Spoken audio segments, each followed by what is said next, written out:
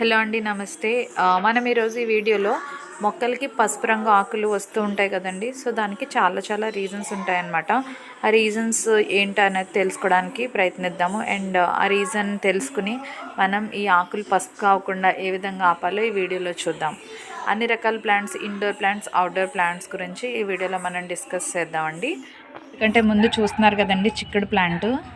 యాక్చువల్గా video upload చేశాను, తర్వాత మళ్ళీ ఈ విధంగా చిక్కుడుకాయలు అయితే వచ్చాయి. సో నా మొక్కలన్నీ మీకు చూపిస్తూ అసలు పసుపు రంగు ఆకులు ఎందుకు మొక్కలకు వస్తాయి, సో దాన్ని ఆ ప్రాబ్లమ్ని మనం ఏ విధంగా సాల్వ్ చేయొచ్చు అనే విషయాలన్నీ ఈ వీడియోలో మనం డిస్కస్ చేద్దాము. చూడండి, ఈ విధంగా ఈ వంగ మొక్కకి ఈ విధంగా ఎల్లో లీఫ్ అయితే ఉందన్నమాట. సో ఇది మనకి ప్రాబ్లం కాదు. ఎందువల్లంటే మొత్తం ఈ వంగ మొక్కకు ఈ ప్లాంట్ యొక్క ఆకు ఓల్డ్ అయిపోయింది, అంటే చాలా కాలం అయిపోయింది అనమాట. సో ఈ లీవ్స్ అన్నీ చూడండి ఫ్రెష్గానే ఉన్నాయి, ఇవి కొత్త లీవ్స్ కాబట్టి మనకి ఫ్రెష్. మిగిలిన ఆకులు చూడండి అన్నీ నార్మల్గానే ఉంటాయి, బట్ ఇవి మాత్రం రాలిపోతుంటాయి. సో ఏజ్ అనమాట. ఇలాంటి వాటికి మీరు ఏం భయపడవలసిన అవసరం లేదండి, మళ్ళీ కొత్త ఆకులు వచ్చేస్తాయి. సో ఈ రీజన్కి అయితే మీరు ఏం భయపడవలసిన పని లేదు.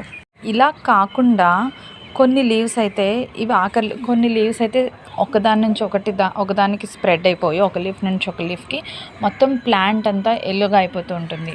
రూటింగ్ సిస్టమ్ అనేది డ్యామేజ్ అయిపోయినప్పుడు మనకి ఆ విధంగా జరుగుతుంది అనమాట. సో రూటింగ్ సిస్టమ్ మనం ఓవర్ వాటరింగ్ చేయడం వల్ల, అంటే కొందరు ఎక్కువ నీళ్ళు వేస్తూ ఉంటారండి.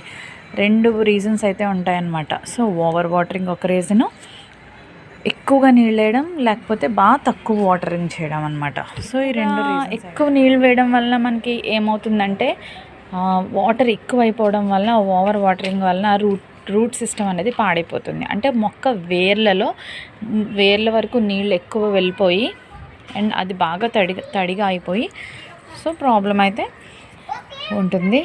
మొక్క మొత్తం ఈ విధంగా ఎల్లోగా మారిపోతే మాత్రం మీరు వాటర్ అనేది ఎక్కువగా ఇస్తున్నారని అర్థం, లేదా చాలా తక్కువగా ఇస్తున్నారని అర్థం. అలా కాకుండా ఎప్పుడు బ్యాలెన్సింగ్ వాటర్ అనేది ఇవ్వాలి. సో అది మనకు ఎలా తెలుస్తుంది, ఎలా ఇవ్వాలి బ్యాలెన్సింగ్ వాటర్ అని మీకు డౌట్ రావచ్చు.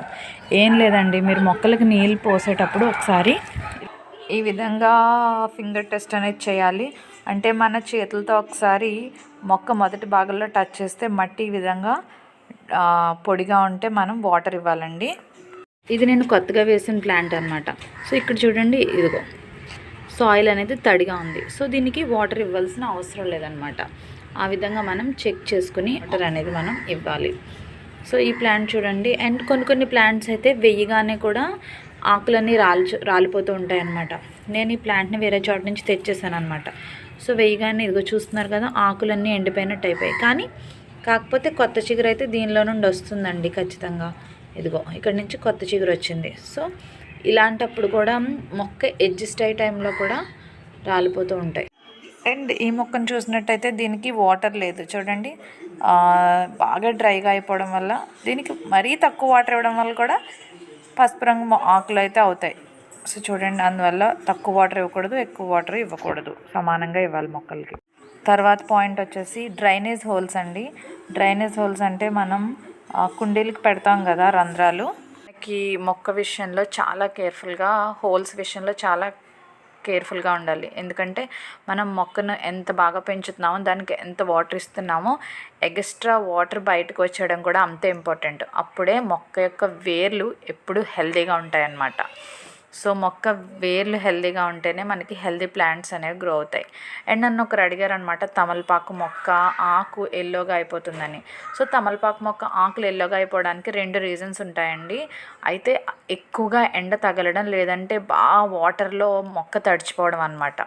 సో మీరు చూసుకోండి, ఈ రెండిట్లో ఒక రీజన్ అయితే కావచ్చు. సో మీరు చూసుకోండి. అండ్ వాటర్ ఎక్కువ అయిపోతుంది అనిపిస్తే కొంచెం తగ్గించి చూడండి, లేకపోతే వాటర్ తక్కువ అయిందంటే కొంచెం వాటర్ ఇచ్చి జాగ్రత్తగా మీరు అబ్జర్వ్ చేయండి, మీకు రిజల్ట్ అయితే కనిపిస్తుంది. అండ్ ఎక్కువ ఎండ తగిలే ప్లేస్లో పెట్టొద్దండి తమలపాకు మొక్కని.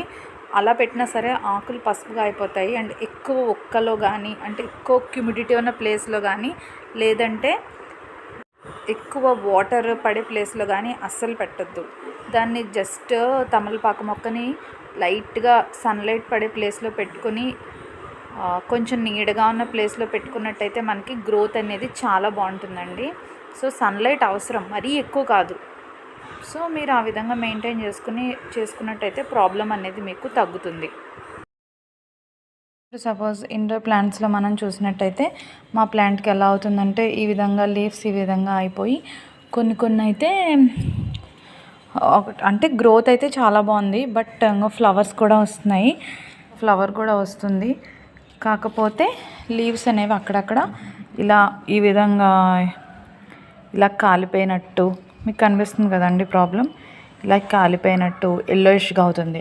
సో దీనికి మెయిన్ రీజన్ ఏంటంటే ఓవర్గా ఫెర్టిలైజర్స్ మనం ఇవ్వడం వలన కూడా ఈ విధమైన ప్రాబ్లమ్స్ వస్తాయి. మనీ ప్లాంట్స్లో కానివ్వండి, అంటే వీటికి జాగ్రత్తగా చూసుకుని మనకి ఫెర్టిలైజర్స్ ఎక్కువైపోయాయి అంటే మట్టిలో బలం ఎక్కువైపోయినా మనం కొంచెం నార్మల్ సాయిల్ అనేది మిక్స్ చేసుకోవాలి.